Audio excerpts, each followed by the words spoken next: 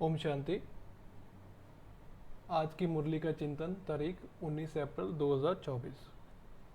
तो आज बाबा ने हमें जो मुरली बताई, वो मुरली चलाई, महावाक्य बताया, उसमें बाबा ने हमें काफ़ी चीज़ों की समझ दी है डिटेल में। तो कुछ तो बातें बाबा ने कल की मुरली में भी बताई थी, जैसे बाबा गरीब निवास है, वो सिर्फ गरीब बच्चों को ही पढ़ाते हैं, साहूकार को नहीं। उसका रहस्य कल हमने डिस्कस किया था हम वीडियो में, आज फिर बात करेंगे उसकी।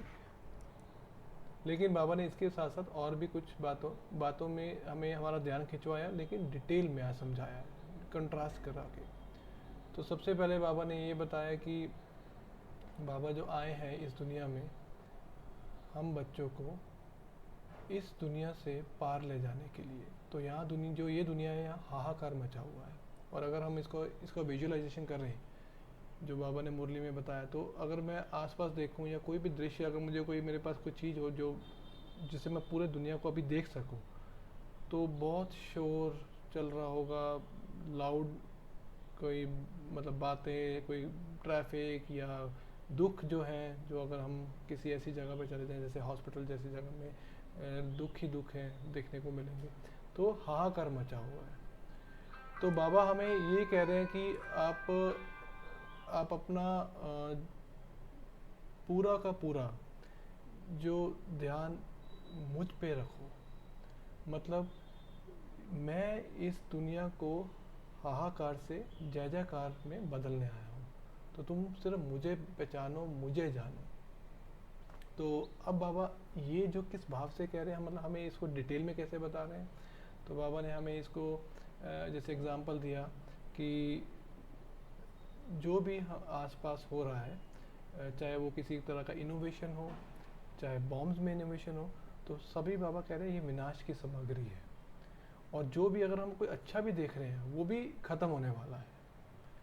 तो अगर हम इन सभी चीज़ों को अच्छे से समझ लेते हैं, चीज़ देखने में अच्छी लगेगी, इनोवेशन है, नई टेक्नोलॉजी है आज की डेट में। जगह अगर बाबा आज की डेट में मुरली चलाते, तो जैसे बाबा नॉर्मली ये बोलते हैं कि किसी भी मनुष्य, वस्तु, संबंध, संपर्क, और आज की डेट में आजकल टेक्नोलॉजी बहुत ज़्यादा बढ़ चुकी है, जो कि हर एक के पास है, हम लोगों के पास भी है। लेकिन इस चीज़ को भी बाबा यूज़ करते, अगर ये मुरली आज चलाते, तो बोलते हैं कि इससे भी, क्योंकि ये भी ख़त्म होने वाली है, तो इससे भी किसी तरह का लगाव नहीं, क्योंकि ये सब विनाश की सामग्री है। और बाबा ने ये आज बात जो बोली, वो बोले कि मैं स्थापना और विनाश का कार्य कराता हूँ, करता नहीं हूँ। तो बाबा ये स्थापना और विनाश साथ साथ करवा रहे हैं, अपना रोल प्ले कर रहे हैं, हमें जो गाइडेंस दे रहे हैं, हमें जो भी ज्ञान देकर, हमें एक जो राजयोगी बनाकर हमें कैसे जीवन व्यतीत करना है, पवित्रता की वाइब्रेशंस पूरे संसार में फैलानी है। और जो विपरीत बुद्धि वाले होंगे, वो अपना कार्य करते रहेंगे, आपस में लड़ेंगे और संसार खत्म होगा। और इसमें बाबा ने एग्जाम्पल एक्सट्रीम तक बताई है कि यहाँ पर तो रक्त की नदियाँ, जो बाबा पहले भी बोलते थे, बोला हुआ मुरली में, रक्त की नदियाँ बहेंगी, और वहाँ पर सतयुग में दूध की नदियाँ बहेंगी। तो रक्त की नदियाँ मतलब कि यहाँ पर बहुत ही खून खराबा, मृत्यु, लड़ाई झगड़े, ये सब चलेंगे, और वो अभी भी होते रहते हैं, ऐसा नहीं बाबा, लेकिन लार्ज स्केल पे, बहुत बड़े पैमाने पर। तो विनाश देखना मुश्किल है, तो ये सब खत्म होने वाला है। और सतयुग में बाबा ने फिर बताया, दूध की नदियाँ मतलब कि वो एक भाव है, ऐसा कुछ दूध की नदियाँ नहीं होती, बट वहाँ पर खुशियाँ ही खुशियाँ हैं। सब जो तमो प्रधान से, सब सृष्टि भी सतो प्रधान बन चुकी है, तो आपकी दासी बन जाती है वो। तो ये बाबा ने पहला हमें बात बताई आज की मुरली में, कि क्या वो करने, और कितना डिटेल में, मतलब कंपैरिजन करके बताया। अगर हमें विजुअलाइज, इस चीज़ को पूरा विजुअलाइज करें, एक मूवी की तरह चलाएं थोड़ा सा, कि अगर मैं कलयुग को देख रहा हूँ, और अगर मैं सत्युग को देख रहा हूँ, अगर मुझे साक्षात्कार हो रहा है, या मैं किसी इंस्ट्रूमेंट से ये सब देख रहा हूँ, कोई मूवी के माध्यम से या कैसे भी, तो वो कैसा चित्र होगा, कैसे विजुअल्स होंगे। तो अगर हम इमेजिन करें, ये जो बाबा की मुरली का पहला हिस्सा था, इमेजिन करें, तो बहुत ही ज़्यादा टचिंग वाला होगा कि ये दुनिया चाहे कितनी भी अच्छी लगे, चाहे इसका कुछ पार्ट कुछ भी इतना भी अच्छा लगे, चाहे वो टेक्नोलॉजी, साइंस, इनोवेशन, कुछ भी एरिया हो सकता है, लेकिन वो अंत में ख़त्म होने वाला है। और वो जो दुनिया नई बनने वाली है वो बहुत काल के लिए है। और वो तो मतलब शक्तिशाली है, पैसों की उसमें कोई बात नहीं, हम लोग धनवान बन जाते हैं। ज्ञान अभी हम ले रहे हैं, ज्ञान का जो है, ज्ञान की समझ से हमारी जो एक पूरी की पूरी बुद्धि में ट्रांसफॉर्मेशन होता है। तो और ये बाबा ने लास्ट में बताई थी बात कि मैं सिर्फ शिवालय नहीं रचने आता हूँ, मैं तुम्हें नॉलेज भी देता हूँ। क्योंकि एक होता है आपने कुछ चीज़ बना ली, लेकिन उसमें रहने का ढंग और कितने जन्मों तक रहना है वहाँ पर उस जगह में। तो शिवालय जो है सतयुग है, और वहाँ से सृष्टि शुरू होती है, चक्र शुरू होता है। तो रहने के लिए एक ढंग समझ होनी चाहिए, तो वो नॉलेज भी बाबा देते हैं, सिर्फ स्थापना करके वापस नहीं चले जाते। तो इसलिए बाबा का जो ये पूरा पार्ट है लंबा है, ये पूरा संगम युग तक चलता है। उसके बाद बाबा ने फिर वो पॉइंट उठाया जो कल भी बताया था कि तुम बैगर बनो, तुम ही जो, अगर तुम्हारे पास कुछ भी है, अगर तुम समझते हो तो उसको भूल जाओ। और इसका पॉइंट वही है कि बाबा जो है गरीब निवास है, गरीबों को ही ये ज्ञान देने आते हैं, क्योंकि दान दे रहे हैं। तो दान तो गरीबों को दिया जाता है, साहूकार को दान नहीं दिया जाता है, उल्टा साहूकार भी दान देते हैं। और बाबा ने ये बताया कि साहूकार भी अगर ये सुनेंगे तो समझेंगे नहीं, उनकी बुद्धि अपने काम, अपने अपने संसार में अटकी रहेगी। तो ये वाला बात बाबा ने कल भी बताई थी, आज थोड़ा डिटेल में बताई है कि हमारे लिए कितना ज़रूरी है ये बैगर बनना। तो हम शुरू तो अगर हो और हमें पता है कि हम धनवान थे, बाबा के बच्चे हैं, बाबा ने हमें ज्ञान दिया, हम उदाहरणाएँ करके सतयुग से आते आते अब यहाँ तक पहुँचे हैं। तो हम धनवान तो रहे हैं कितने जन्मों तक, तो उसके हिसाब से अभी तो हम कम धनवान हैं। तो थोड़ा बहुत किसी के पास कुछ बचा होगा, हो सकता है पैसे किसी के पास ज़्यादा हो या किसी का प्रॉपर्टी ज़्यादा हो। तो बाबा कह रहे हैं अपने को वो समझो कि तुम बैगर हो, तुम्हारे पास कुछ भी नहीं है। क्योंकि अगर तुम्हारे पास वो चीज़ें जो तुम कुछ बची हैं, जैसे संबंध हैं या रिश्ते हैं या प्रॉपर्टी है या बैंक बैलेंस है, तो तब भी ध्यान उधर जाएगा। और अभी ये जो संगम युग है, एक ही जन्म ऐसा है जिसमें हमें पूरा का पूरा अपना जो भाग्य बनाना है। भाग्य विधाता स्वयं हमें स्वयं आके हमारा भाग्य बना रहे हैं, तो हमें ज्ञान दे रहे हैं। तो हमें भाग्य बनाने के लिए सिर्फ एक छोटा सा युग और एक जन्म मिला हुआ है, जिसमें हमें सारा ज्ञान धारण करके और बाबा की शिक्षाएं धारण करके ये अपना जीवन को परिवर्तन करना है। तो इसलिए बाबा कह रहे हैं पहले बैगर बनो। बैगर बनोगे मीन्स कुछ नहीं है, तो फिर धारणाएं होनी शुरू हो जाएगी, नहीं तो बुद्धि कहीं और जाएगी। तो ये हो गया डिटेल आज का, बाबा ने उसको गरीब निवास को बैगर का एग्जांपल देके एक्सप्लेन किया।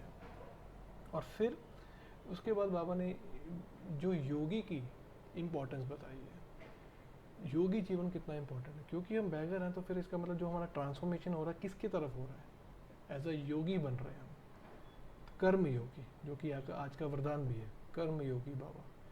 तो हमारा कर्म योगी जो है जीवन, इसकी तरफ हमें परिवर्तन होना है। तो ऐसा नहीं कि कुछ छोड़ देना है जो हम कर रहे हैं, या संन्यास ले लेना हमें अपने काम काज से या गृहस्थी से, और ना ही हमें काम मतलब भोगना की तरफ जाना है, कर्म भोगी जिसे बोला जाता है, कि किसी चीज़ में फंस गए, किसी संबंध में फंस गए, वो भी नहीं करना। तो हमें कर्म योगी, तो कर्म योगी। अब बाबा ने यहाँ पर जो हमें एक इम्पॉर्टेंट बात बताई है वो ये है, जो कि माया की है, जो बाबा हर बात करते हैं। तो बाबा ने इसकी एग्जांपल जो दी है वो कितनी इम्पॉर्टेंट है वो देखिए। योगी हमें बनना है, उसकी इम्पोर्टेंस ये है कि अगर हम योग युक्त नहीं रहते हैं तो जो दृश्य अभी आगे आने वाले हैं, या जो साक्षात्कार बाबा कराने वाले हैं, जैसे स्टार्टिंग में कराए थे, तो वो उन बच्चों को होंगे जो योग युक्त अवस्था में होंगे, ऐसा नहीं कि सबको होंगे। तो ये तो हो गया योग युक्त अवस्था या योगी बनकर अपना जीवन चलाने वालों की इम्पोर्टेंस बताई बाबा ने कि उसका क्या महत्व है। लेकिन जब भी बाबा योग की बात करते हैं हमेशा माया की बात करते हैं, क्योंकि बाबा बोलते हैं योग में ही माया जो आके पूरा आपको डिस्टर्ब करेगी, विघन डालेगी। तो अब यहाँ पर बाबा ने जो माया के एग्जांपल दिए वो बाबा ने ये बताया कि कुछ ऐसी बच्चियाँ थी ज्ञान में, जो मम्मा बाबा को भी, जो मम्मा बाबा को डायरेक्शन के लिए क्या डायरेक्शन है वो लेके आती थी वतन में जाके, या ड्रिल कराया करती थी, या जो भी ज्ञान के लिए कुछ भी जो जो कंट्रीब्यूशन था, बहुत ज़्यादा उनका मतलब सेवाएं थी। और बाबा कह रहे हैं वो भी आज नहीं है, तो मतलब माया उनको भी हड़प गई। तो इसलिए बाबा यही बोल रहे हैं कि ये जो है दोनों चीज़ें साथ साथ चलेंगी, योग और माया।